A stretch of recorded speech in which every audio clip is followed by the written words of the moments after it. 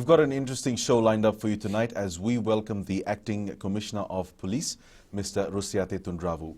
Among other things, we're going to be discussing the existing issues within the Fiji Police Force and in response what the recently launched 5-year strategic plan entails for the Fiji Police Force. First of all, sir, welcome to the show. Thank you so much for joining us this evening.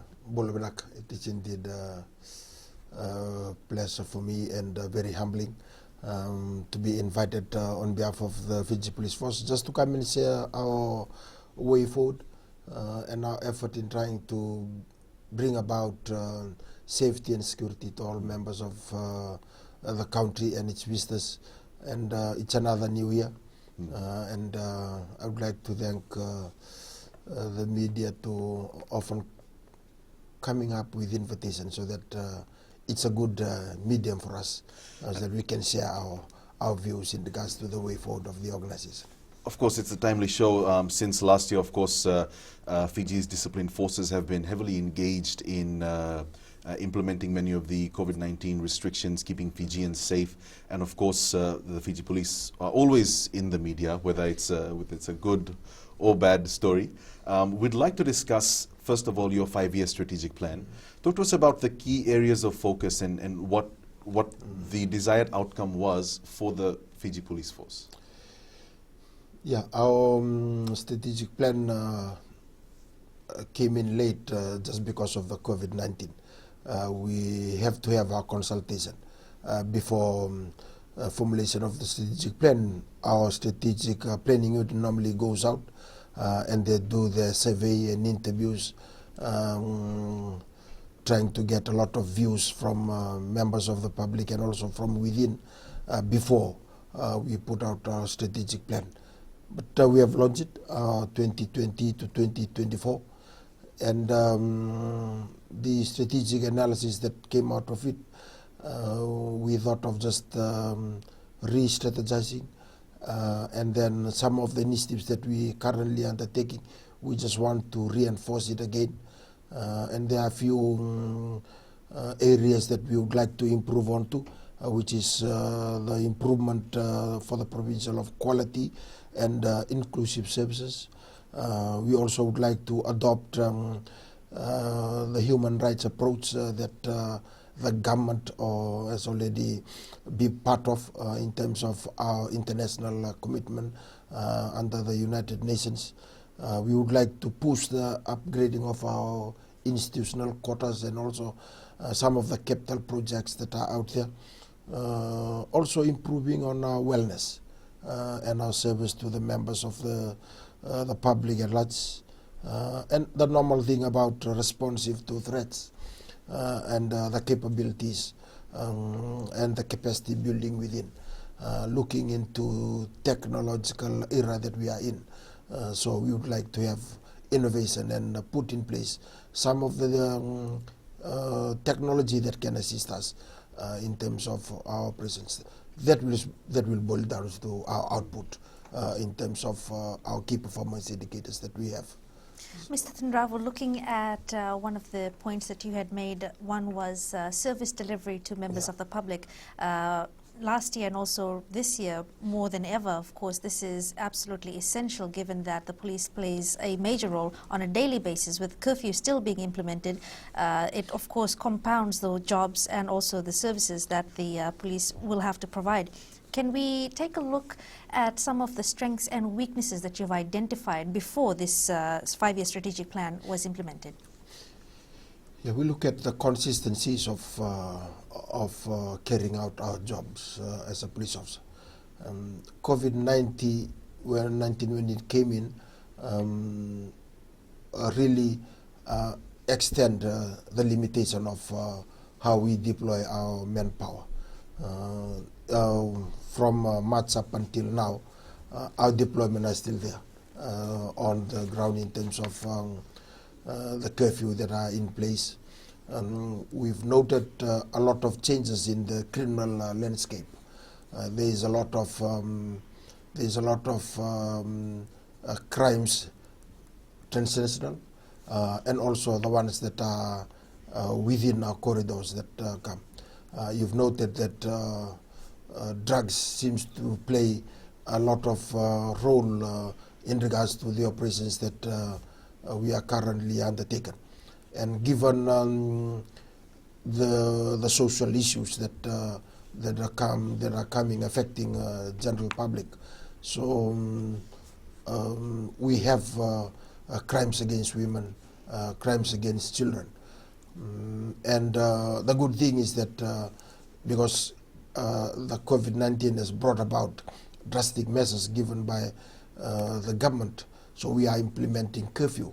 We sort of bring down serious crimes that used to be the norm in terms of policing. So basically, the environment and the new norm that we are facing also has a breeding ground for some of the criminal elements of things that are happening.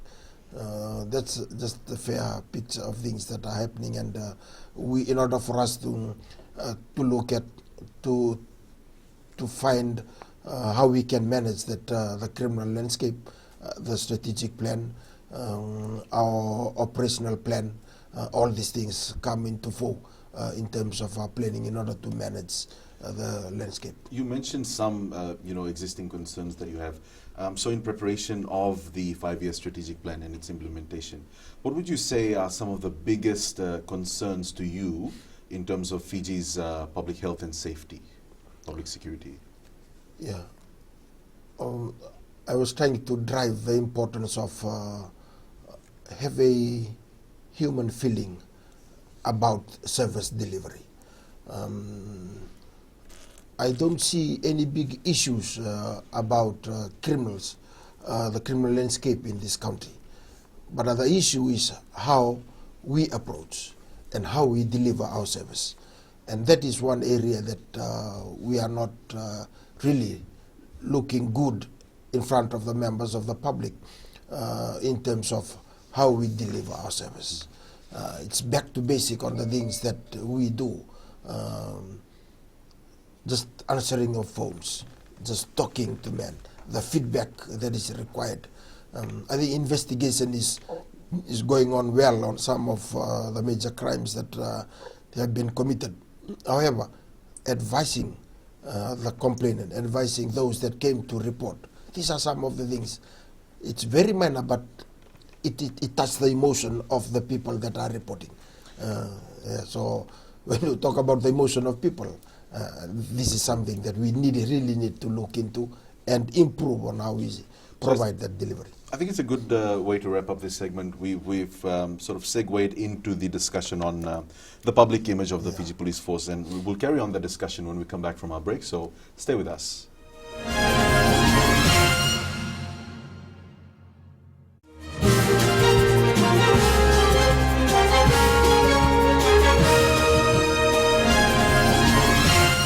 Welcome back. When we left off in the last segment, we were discussing the public image of the Fiji Police Force. We have with us the Acting Commissioner of Police, Mr. Rusiate Tundravu, to talk about existing issues within the Fiji Police Force. Sir, as you're well aware, over the last few years, the Fiji Police Force and its reputation has been somewhat marred by allegations, numerous allegations of police brutality. In some cases, these victims have been permanently maimed. In other cases, these were fatal issues where people lost their lives. We, of course, are aware of the policy changes that the Fiji Police Force has made in response to those cases of police brutality. We'd like to ask you, do these issues personally concern you, the number of cases of police brutality? Definitely. We do not condone police brutality. It is a no-no in any police organization. However, having said that, police are open to stressful situations that we are in. That should not be an excuse to them. Police are trained to have their cool, to be calm, and to be collected in terms of facing difficulties or stressful situations that they are in. We are very much concerned about the reports that have been coming in on only a few of our police officers, which is giving a bad image to the whole organization. I took it seriously. I think we immediately look into the process and system that are in place in order for us to teach our police officers, for them to toe the line and follow the process and system. What we are currently doing is that we send police officers. When they are reported on any police brutality, they take their leave and they are suspended, pending investigation. And if the seriousness of it, we normally take 50% out from their salary, or they go without salary, on the gravity of the offenses that has been committed. And we are in the process now of relooking at our internal affairs division. This is the division that investigate our police officers. We are trying to train our police officers again. We would like to see that this unit, which is within the organization, is neutral, very transparent, and the people, the members of the public, have a trust in this internal affairs unit that they will do thorough and investigation into their complaints against police officers. We'd like to, of course, discuss these changes that you've made to the Internal Affairs Unit. But even before that, just so that people, I guess, have a better, clearer understanding of what actually happens. So let's say, suppose the officers at a station get a call about someone being violent on the roadside. If this person is perhaps drunk. You've, of course, mentioned that police officers are trained to use the right procedures, the right amount of force. So if there are officers attending a particular call about one or two people being drunk and disorderly, in that situation, what is the right amount of force or a reasonable amount of force to use? And how do police officers know that they've crossed the limit, they've used excessive force? Yeah. That is the area that it will depend on how the victim or the complainant view the force that has been given. But for the police officer, the way that he approaches any incident, that they need to overcome the person that is committing a crime or is trying to attack any police officer. The force as required by law is minimum reasonable forces that has been just to overcome, not more than that. And this is where complaints are coming in. That, take for example, when they are already on the ground, yet they continue to be beaten or kicked at. So the force that needs to be used by police officers, either through confrontation or the use of paper spray or capsicum spray, all this just to overcome the aggressor from coming to attack police officer, not more than that. So the investigators, if reporters will be lodged or lodged in these regards, the investigators' job is to find out whether reasonable force has been handed over or given, or it's more than the reasonable force that in order for the police officer to overcome. So, in essence, Mr. Tundravu, it is to de-escalate the situation, not to intensify or exacerbate it. Yes. But with that in mind, of course, we've seen it is a yes question, because once you have these instances pop up, these things tend to linger in the minds of ordinary Fijians, and it does seriously undermine the integrity of the institution, and of course it hinders the services that the Fiji Police Force will try to exercise, and also make sure that the service that they provide is of a satisfactory level. But that will take time. Of course, this is something that is going to take a long time to overcome. However, how are you going to be able to move past this? Because, say for example, if Ziad were to be aggressively handled, if he were taken into custody or for questioning, and once that goes through, of course, that personal experience will be relayed to those that he knows, myself or whoever else. And then maybe I or whoever else that he talks to will, of course, begin to feel that they don't have faith in the force, regardless of whatever strategic plan that may be implemented. How will you tackle that? Yeah. You've already known that we have rolled out training of customer service. This is something that one of the options that we are pursuing. It boils back to the police officer. In order for us to gain the confidence of the members of the public, to get out this image, the negative image that is currently like a stigma being pointed at to police officers. We need to really change the mindset of police officers on how we deliver our service. So this is something that we are looking forward into. So we're rolling out customer service training in all divisions that all of us, even myself, have undergone the training. And those down the line up until the very last man on the ground. We saw it that it needs to start somewhere, and it has to start with the police on how we can manage this situation. If we change that, and I think it will gain the confidence of the members of the public again. And I would also at this juncture call the support of the members of the public, because sometimes the perception, you just brush everybody. There are only few that did not toe the line and go somewhere wrong, but we have to give chances to the police for them to manage, and then they can come out positively out of the situation. It's not really that bad if you look at the records of police worldwide. It's not really, but it's such here because Fiji is different. Cultural, religious, and all these things plays a lot of role in how people perceive things. And they want police officer to be 100% on the things that they do. And that's a perception, and we would like to hit that. We'll come back from a short break, and then we'll carry on the discussion on this subject. Stay with us.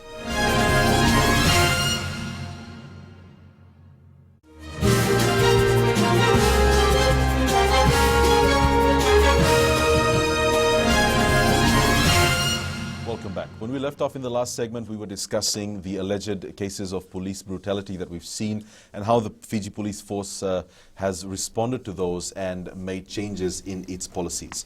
Just carrying on from where we left off, Mr. Acting Commissioner, let's talk about how these cases of brutality affect the case when it actually goes to court. Because if a person's human rights are not upheld at the time of arrest and detainment, that can also be detrimental to the case itself. Have you come across cases where the way that the arrests were made and the way that these people were detained was cause for the case to be later thrown out in court? Yes, definitely. That's the technical part of it where the lawyers normally comes in. We will also be having our criminal investigation team retreat coming up soon. We have analyzed the cases that had been dismissed, taken out from court because of the non-compliance to like the judge's rule, not compliance to the treatment of people in custody, their rights that are stipulated under the Constitution. So all these things have been analyzed, and there will be a retreat soon so that we can improve on that. Look at some of the cases that does not have successful prosecution, and then we seek the advice from the Office of Director Prosecution in that regards, so that they can assist us and most of the cases that that are thrown out from court boils back to the technicality of things. So, as I have stated, everything will come back to the police officer, to the investigating officer, because everything has already been taught to a police officer on the way they do investigations. And sometimes when you are there on the field, though there are other practice that normally it's a norm in any organization, but we would like to get out from there and tell the police officers to follow the process and system that are in place so that we cannot go wrong on the things that we do. So over the past few years, we've seen numerous cases of, police brutality. We live in the digital age where things get publicized very quickly.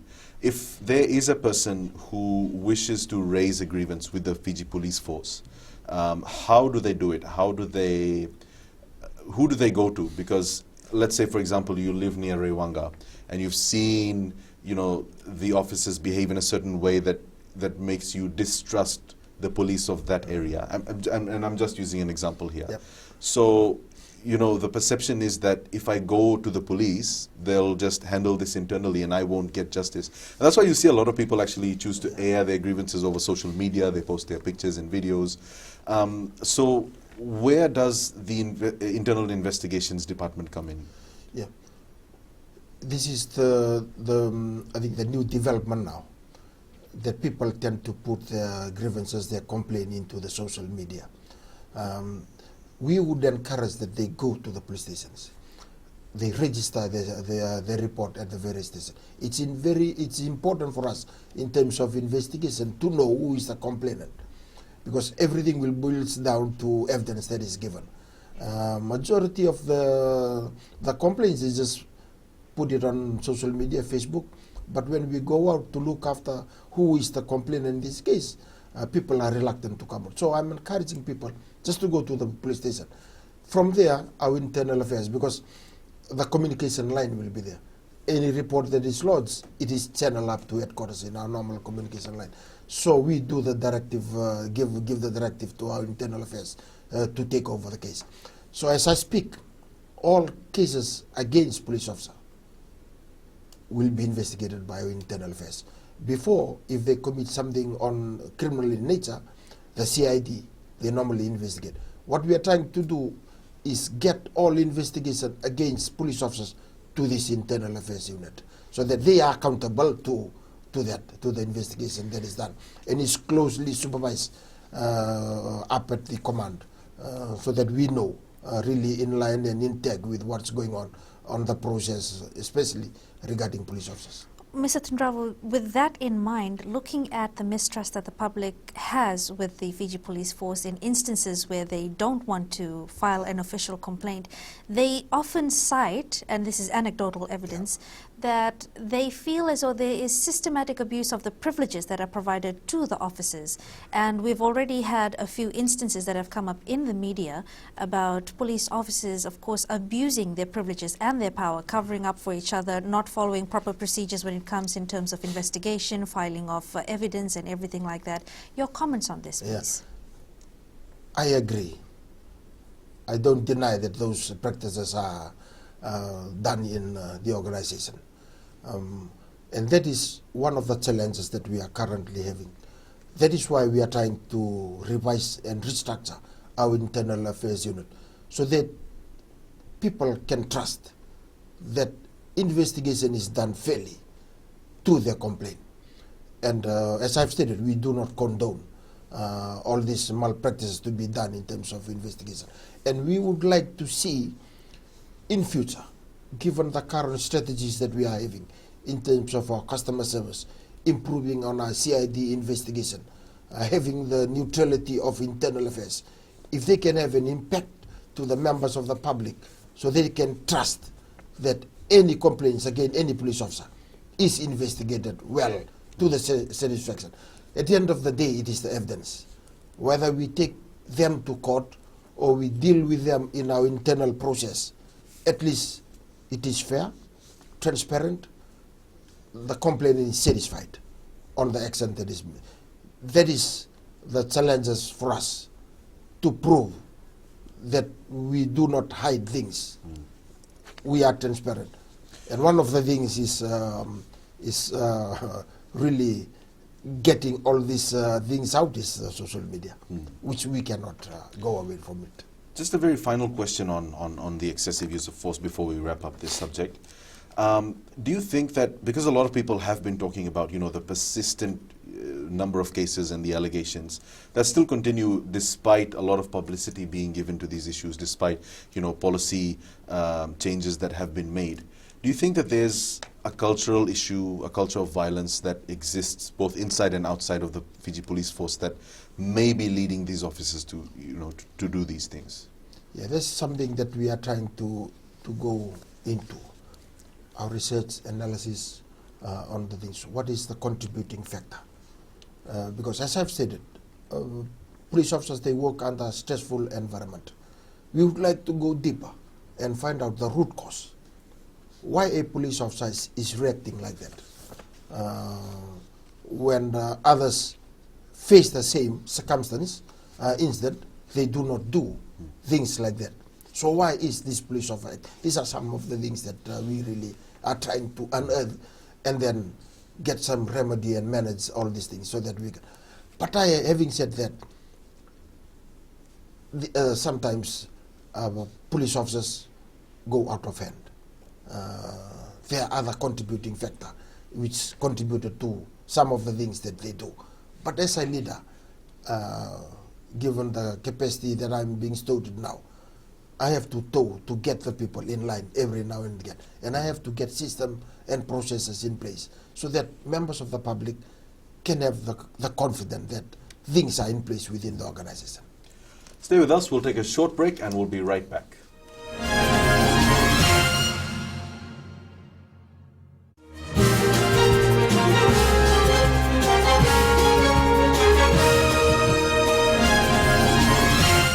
Welcome back. Mr. Tundravu, this is the fourth segment, and I think it's prudent that we look at an issue that's been in the media and also on the public's mind quite recently. Looking at the war on drugs, of course, the police has activated many instances of where they go on a full-scale launch, looking at marijuana plants, looking at methamphetamine drug use, and also peddling.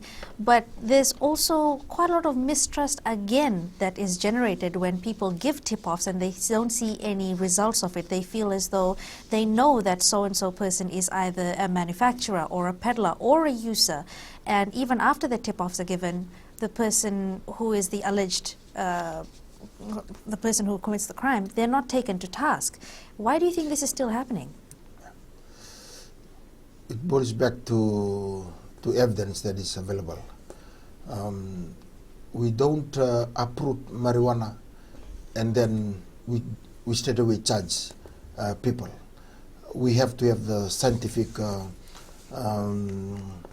evidence to prove that it's really marijuana.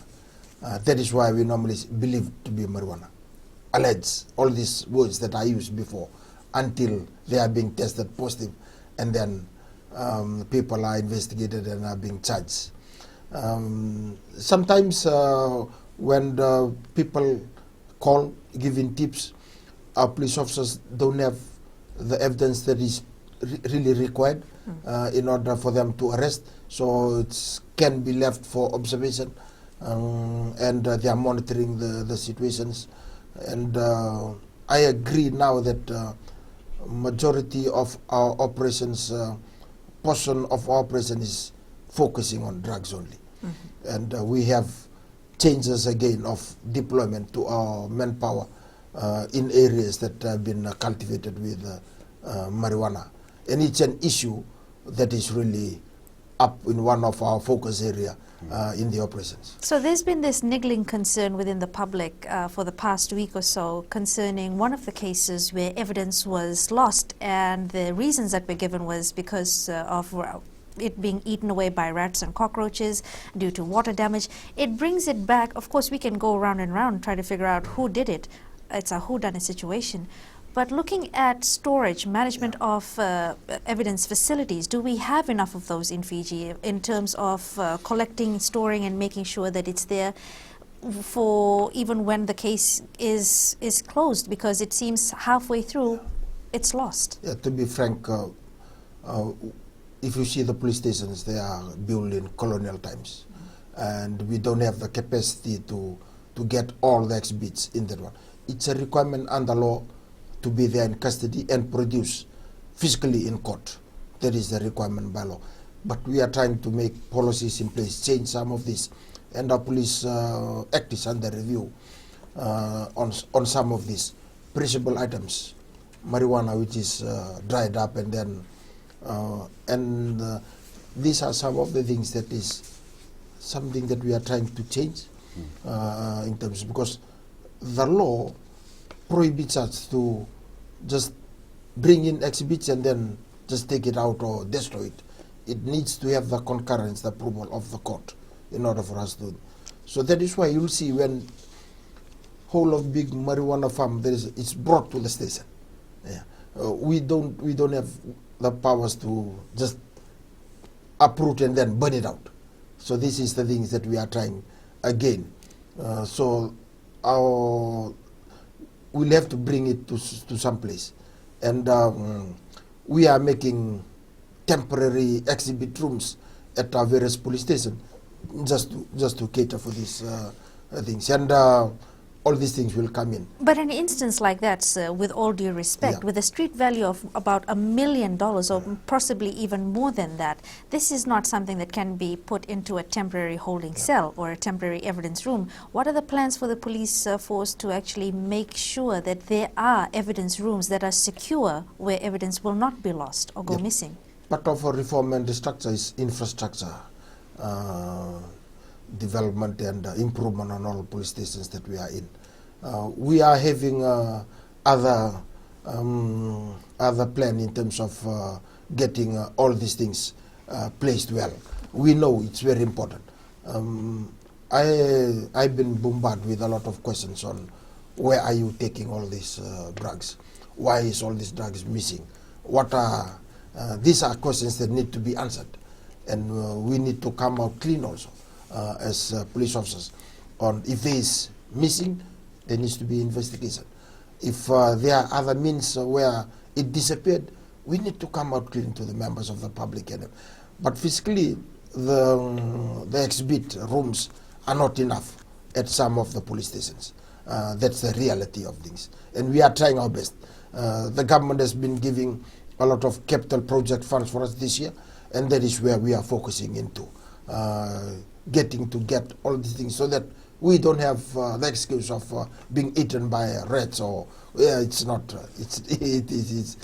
not really an excuse for us. Yeah, I mean, you have to applaud the Fiji Police Force for being transparent enough or brave enough to say that, because of the obvious mockery that would follow, and of course we all know the reactions that were there to that piece of news on social media and all around Fiji. But it's good to know that the Fiji Police Force is taking it seriously. While we're staying on the subject of drug operations, we're aware that a single drug operation, for example, if you take a team down to Kandavu to uproot some plants, it can be very costly for the Fiji Police Force. One of the questions that has come up again and again is whether or not it is the best use of resources at the moment for the police force, given the obvious security concerns. So how much resource allocation is going into drug operations? And the other question is, because when our borders were open, there was another huge concern about drug control at border security. So how much focus are you giving on local drug operations, for example, uprooting marijuana farms and trees? And how much focus are you giving on hard drugs coming into the country from outside? Yeah, we have a special unit that has been established. It's already known now. It's the Narcotic Bureau. We are finalizing the final stages of getting our manpower into place. And this is a specialized unit that will look so straight. It's purposely set up for drugs only. So they gather information, they do the investigation, they do their raids and all these things. That it will go for both marijuana and hard drugs. Definitely, what you were saying is correct. There's a lot of expenditure to it. There's a lot of manpower deployment.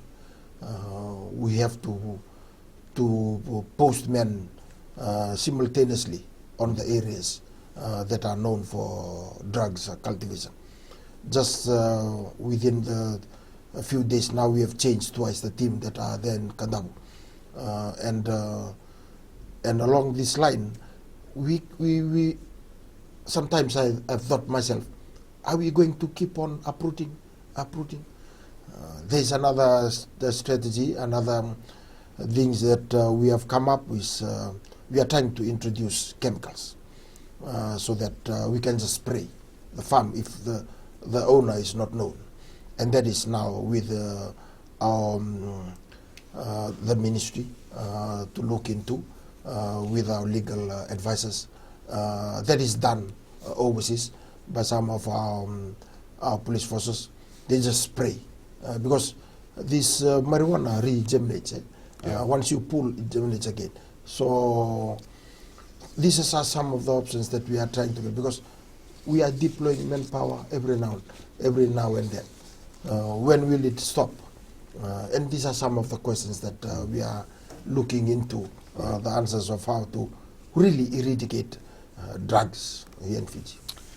We'll come back after a short break into our final segment. Stay with us for that.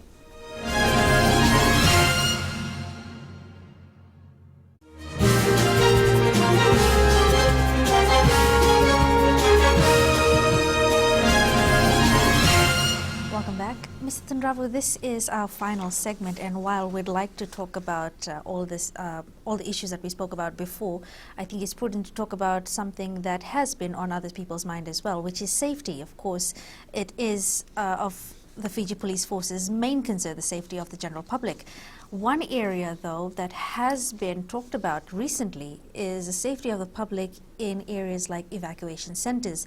We're still in the middle of cyclone season, and with what may come in the next few weeks or so, there is a slight possibility that we may have to activate a state of natural disaster should that come upon us.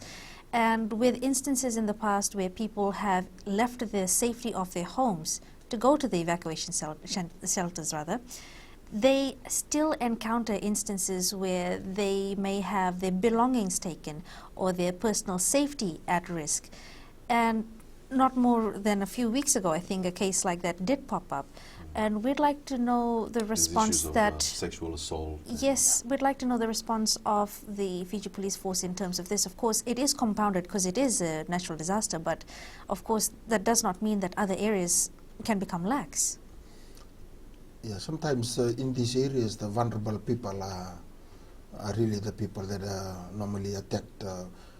The tasking given to the police is to man evacuation centers, either through physical deployment of our manpower, mobile patrols, or in other remote areas.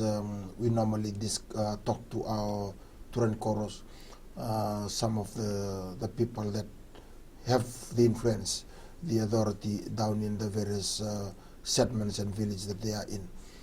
But I agree, we have cases that are coming up into that, and as all cases are being investigated, and this is also one of the areas that because we don't, police officers are not involved in building, doing rehabilitation. That is the only tasking that is given to us. And when something happens, it really affects us, because we are the ones that should be providing that safety and security to those that come in for refuge at any evacuation center. But I just want to make it clear that that's a tasking given to us. So we have to deploy our personnel at evacuation centers where people come in. If you could just take a look at the numbers of officers that we have in the force right now compared to the population of Fiji, do we have enough officers per capita to effectively carry out the services of the Fiji Police Force, or do you think that there's a need for more recruitment and for more officers? We can call for more police officers, but at the end of the day, people have to know that they have a role to play too. At this point in time, I think the manpower that is given to us, even though it's stress, but we are managing it. We have our reform and restructure in place. The government has allowed us to recruit more police officers. That is why we are focusing more on community policing, so that we can have the support of the members of the public with us, because we cannot be everywhere at all times. In these evacuation centers, the people that are there are the fathers, grandfathers, moms, responsible people. And yet, they can be eyes and ears to us and advise us on things. So, there's a lot of emerging needs on the ground in order for us to deploy our men too.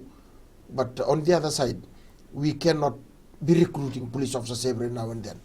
So we need the help of the public at large to assist us in policing some of these areas. So if civilians were to step up and be part of the stakeholders that would help the Fiji Police Force, Yes. in what way could they help? Part of neighborhood watches? Would they have to form committees? What's needed? Yeah.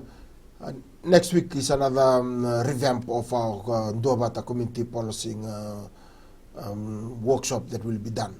We're trying to get it down again to the members of the public that they need to step up. They have a role to play in looking after the law for themselves and assist our police officers in that regard. So if we hold hands and work towards the safety of all of us, I think we should be where we're supposed to be. Just as a final subject before we wrap up the show for tonight, the subject of crime rates. Of course, December was looking good for the Fiji Police Force. It was an all-time low in terms of common and petty crimes that were happening. But a lot of people, of course, are saying that the nationwide curfew that's been in place has a lot to do with it. And, of course, the Fiji Police Force hasn't said anything along these lines, but we keep hearing that one of the reasons or one of the key reasons for the curfew to be or to remain in place is because of security concerns, is that if the curfew were to be lifted, we would have an influx of petty crimes and thefts, for example, that would happen. Are you making any personal recommendations to the leaders of our country, to government, to end or to keep the curfew in place? What are your thoughts on that? Yeah, the curfew is in place because of health issue. It's for COVID-19. It's not for the crime rate. People are just assuming, and then it also assists us also on our deployment because nobody's moving at 11 o'clock to 4. It's easy for us rather than having the nightclubs and all these things. But people need to know that it is there for health reason. It is for COVID-19. But on the other side of it, it is assisting police officers in their job. So, and also the movement of criminals is not there because the COVID is there. So what for us, it's just the implementation of the government's intent on all the things. It would be so irresponsible, if the government sir. wants it to stay, we'll mend. If it wanted to lift the restriction, So we'll continue with our job. Okay, that's reasonable. So before we wrap this up, just finally, it would be irresponsible not to look at the morale, of course, of the police officers out there staking their lives for members of the public day in, day out. At this point in time, could you comment on where the morale of the members of the Fiji Police Force are? Is it at an all-time high? Is it low? Have you seen dips or curves in it in the past few months? It's normally said that it is the person themselves that want to join the Fiji Police Force. People are not dragged into the police force. So looking at the organization now, it's really lucrative when you look at the salaries, you look at the work conditions, you look at the facilities that are upcoming now, the government's support towards all areas of work in the organization.